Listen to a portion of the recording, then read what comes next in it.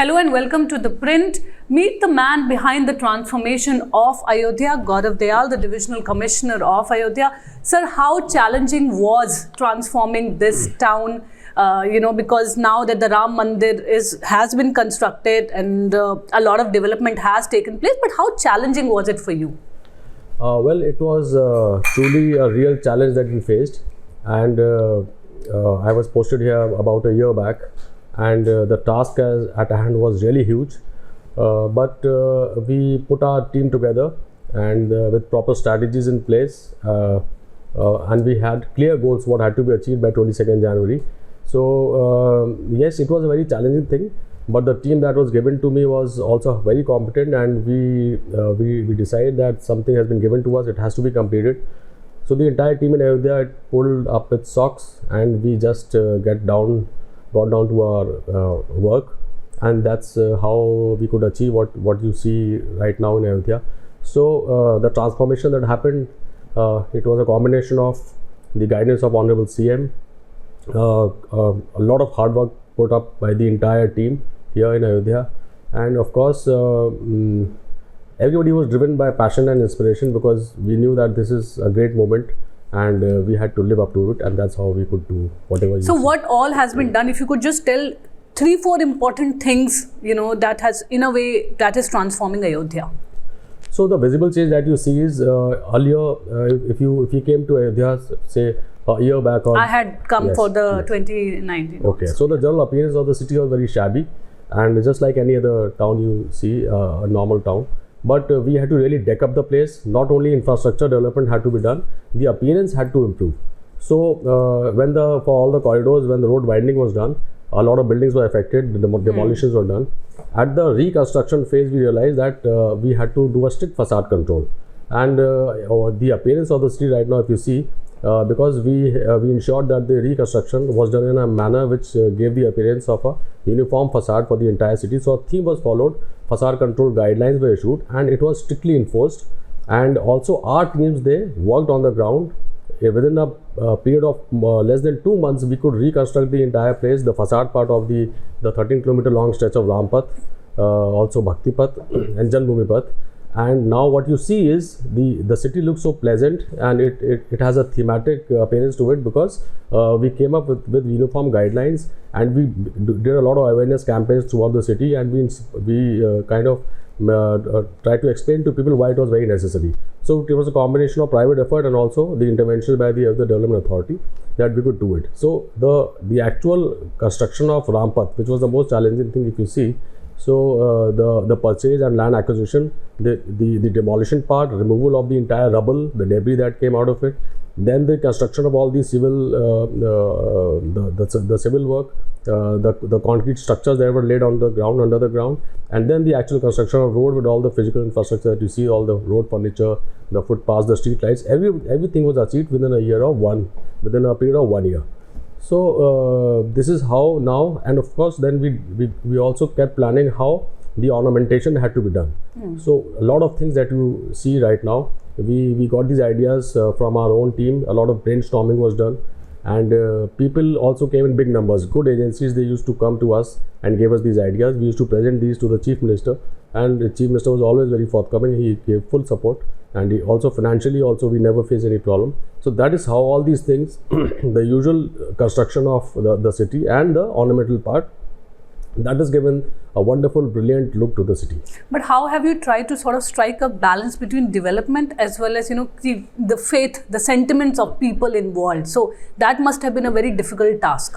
So of course, when you ask somebody that your building will be demolished, it's a loss for him. But we adequately compensated, and we also try to explain to him that later, when the city, it looks really nice and the infra is world class, there will be a good footfall here, and the business will actually grow rather than suffering from the imminent loss that appeared to him. In the long term, the owner of the house or the shop, they will ultimately benefit from the activity that we were implementing. So people, of course, it needs some time to convince people, but then they were convinced, and then it has a snowball effect. Once you start to do something, and then people really they cooperated, and even the public representatives, they were taken on board, and all the stakeholders. We used to meet almost every week. All stakeholders used to meet. The collector did a wonderful job, and the entire team, we would sit in my the review meetings were held in my meeting hall or the collector's meeting hall, and that is how we could achieve it. This is something that I saw and I thought I should ask you about. This Surya's thumb, this is something that has become a selfie point. An iconic thing here, yes. Yes. Could you explain a little about that? So what we have been doing is that we used to do a lot of global design competitions to get these ideas, because we are not trained for all these things, but in the community, the civil society has really great ideas. So we would keep doing these competitions. This came from one of the design competitions. So this idea, it was kind of raw, but then we decided that yes, this will really deck up the place, and the grand look that you see of Dharampat is actually because of the Ram, the Surya stamps. So we also have Ram stamps. That's why I got that keeps coming up also. So Surya stamp came up from there, and then we dovetailed the funds. We got some contributions from the PWD, some from the ADA. Some volunteers also came forward. They said yes, we will also contribute. So the entire Dharampat is a combination of government funds, various agencies of the government, and also some CSR activity. So even the murals, Shri Ram Heritage Walk, everything is part of the same process. And Surya's thumb, that symbolizes the Suryavanshi Lord Ram. Of course. Right. And at the same time, if you just talk a little about the town planning, how exactly that was done, what kind of architects, town planners were involved? So in the beginning, the entire DPR for the entire city was a consultant, Lee Associates. They were roped in, and they developed the entire plan for the city. So that was mostly with respect to the corridors and how the city will take care of the huge influx of pilgrims that will come in from January 2024. So keeping that in mind, they did all this planning. Then of course at the implementation stage, at various stages, then we kept getting these new ideas how we should implement new projects so that the city also looks beautiful. So it was at the beginning, of course, a DPR was created, which was approved by the government, and that's how the corridors were built. But gradually, with the passage of time, we kept getting these ideas, brilliant ideas from various people. Even our own team members, they would keep giving us ideas. Then we have an in-house team also. There's a PMC that works within the ADA. There's a PMC that works within the Nagar Nigam, the municipal corporation. So they also have consultants. So once we tell that this is what we want, so the architects, consultants, they will keep coming up with good ideas, and the best ones we picked up, and then we implemented all those things which is happening. And what kind of boost do you think this kind of development is going to give to Ayodhya in terms of employment opportunities, new businesses? So as you know that there's a huge investment potential of Ayodhya in the tourism sector now. So more than 50 investments, they are ready for groundbreaking ceremony, which is proposed anytime now.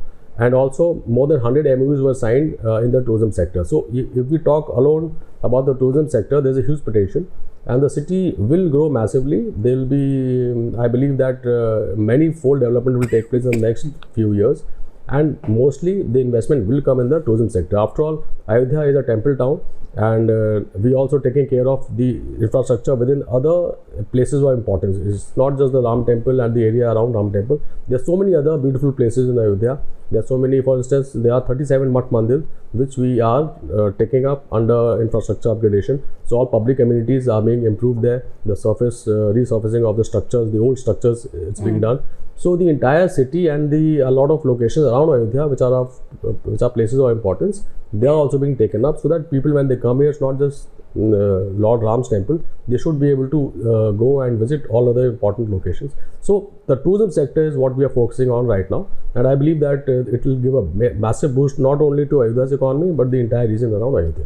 Well, all eyes are now set on Monday, the pran pratistha that will take place. PM Modi is all set to come here. What kind of last minute preparations are going on? If you could just talk a little about that. So now we are only focusing on the invitees which will be coming here on the 22nd. So we have set up our control rooms, and we are contacting all the guests.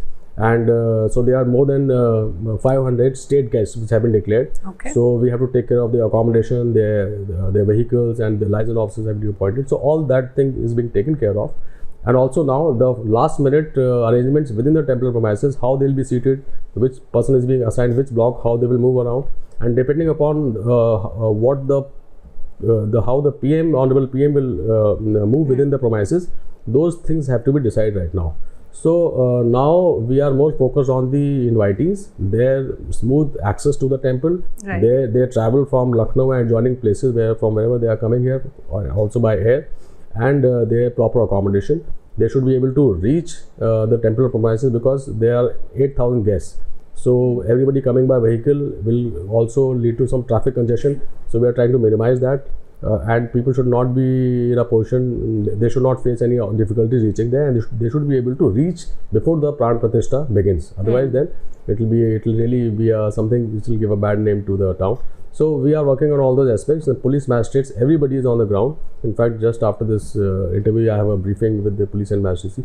So we are now focused more on the 22nd, and the development part will of course. But any kind of restriction on 22nd, if we can just highlight it for our viewers? So of course, beginning today, the temple is not available for common man.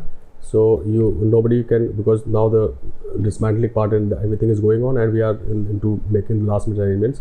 So nobody is being allowed to come to Ayodhya who is not an actual invitee or who is not a resident of Ayodhya.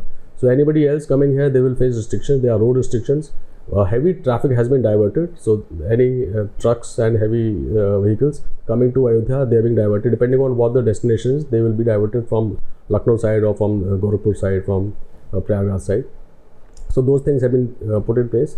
Then we also taking care of the parkings, because a lot of parking lots have been developed, and the holding areas have been developed, because any person coming here, they have to ultimately park their vehicles, otherwise lead to congestion. So all these things have been taken care of. Road restrictions and restriction of movement will get more strict as we approach closer to the consecration ceremony. A lot of stray animals have also been rounded up, cows, dogs. How exactly has that happened, and where have they been taken? So we already have a program in place where stray cattle is taken care of. So there are these places where stray cattle is taken there, and they are taken care of. We have the Go Ashray Sthal, we call them. And similarly for stray dogs also, we have a new facility, modern facility, which has been developed by the Municipal Corporation. So these dogs are taken there, they're taken care of there, whatever. Because we could not spot any. Yeah, so that is also because that is our mandate anyways, and now we are really taking good care of these things, because we will be having guests from all over the country and from some parts of the world also. So the city should be in a position to welcome them, and they should carry back pleasant memories, and we don't want any adverse things for them to experience. Just one last question. How many people have come to Ayodhya since it was announced that Pran Pratistha will take place on January 22nd, and how many are you expecting once the temple opens? So if you are talking about the 22nd January consecration ceremony, I don't think many guests have come right now. Majority of guests will turn up now tomorrow. No, I mean the general public. There are a lot of people that we met. Public. Yes. Okay. So I believe that the number has doubled. But after 22nd, we are expecting a massive inflow of pilgrims and tourists, and the number can go up to, I think, 4 to 5 lakh pilgrims a day. But we have been planning for this for the past 1 year, and we have tried to create a capacity in the city where they can come here and the city can accommodate so many people. The public amenities have been upgraded. The facilities, other facilities have also been put in place. For instance, dormitories, lockers, the parking lots. So we have anticipated that there will be a huge rush, and the city should be in a position to take care of the huge rush of pilgrims. But I believe that after a while, then things will ease out, and then the footfall should be in the range of 1 to 1.5 lakh, or maybe maximum up to 2 lakh people a day. So the city, we have already, yes, we have already, the city has an experience of handling up to 25 lakh pilgrims in a 24-hour cycle. So we already have that experience. I don't think we should face any difficulty in handling the pilgrim inflow. Thank you so much for talking to us and taking out time from a busy schedule. This is Neelam Pandey reporting with Suraj from Ayodhya.